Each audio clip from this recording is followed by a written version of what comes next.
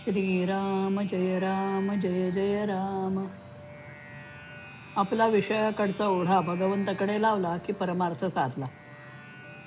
प्रपंचात ज्याला विश्वास म्हणतात त्यालाच परमार्थ श्रद्धा म्हणतात. उणीव हे प्रपंचाचेच रूप असल्यामुळे तो पूर्ण झाला असे कधीच होणार नाही. समाधान हा मात्र पूर्णत्वाचा स्वभाव आहे. तुक कर्म करण्याने खरी सात्विकता उत्पन्न होईल आणि पुढे पूर्णाहुती दिली जाईल. अशा प्रकारे सर्वस्व अर्पण करणे याचेच नाव यज्ञ होय.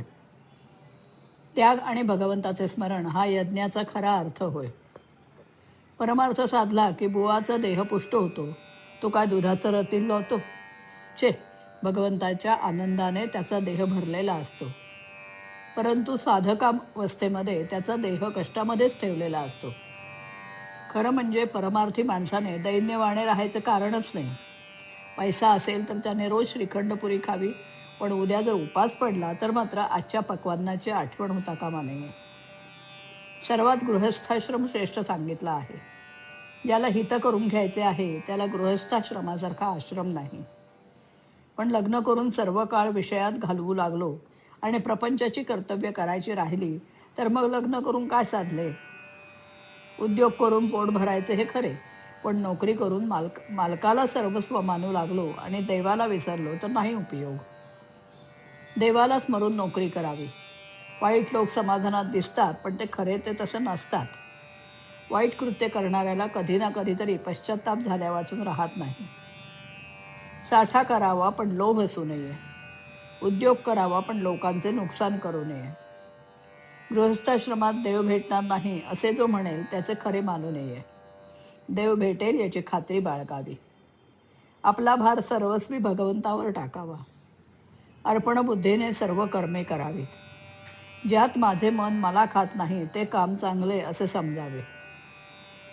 गृहस्थाश्रमात मी जे करतो तेच परमार्थात करायचे असते, पण त्यात माझे पण सोडून ते केलेले असते इतकेच.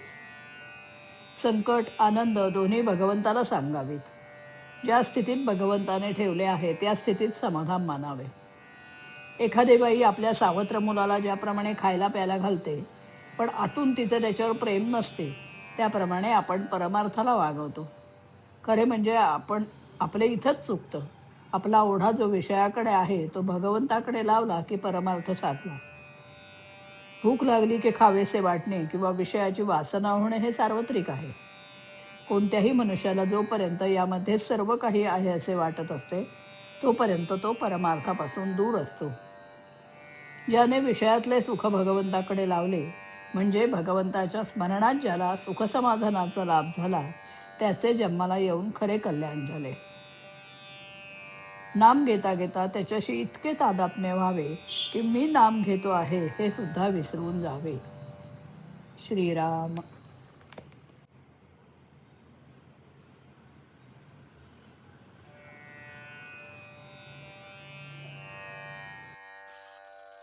विषयाकडची ओढ लागू दे भगवंताच्या कडे. बहुत नाचलो बहु आरडलो, बहुत भटकलो बहु व्याकुळलो. बहुत नाचलो बहु आरडलो, बहुत भटकलो बहु व्याकुळलो. सदया देवा म्हणून उभा मी हात जोडून पुढे. विषयाकडची ओढ लागू दे भगवंताच्या कडे. भगवत स्मरणी जे सुख आहे, मना माझिया घेऊन पाहे. भगवत स्मरणी जे सुख आहे, मना माझिया घेऊन पाहे. विषयाकर्षण बळे खेचते नेण्या नरकाकडे. विषयाकडची ओढ लागू दे भगवंताच्या कडे.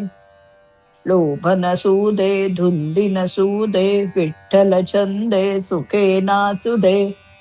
लोभ नसू दे धुंदी नसू दे, विठ्ठल छंदे सुखे नाचू दे.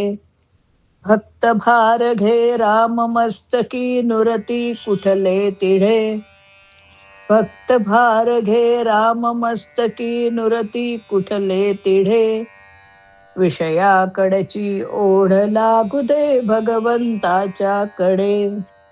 विषयाकडची ओढ लागू दे भगवंताच्या कडे, भगवंताच्या कडे, भगवंताच्या कडे. श्रीराम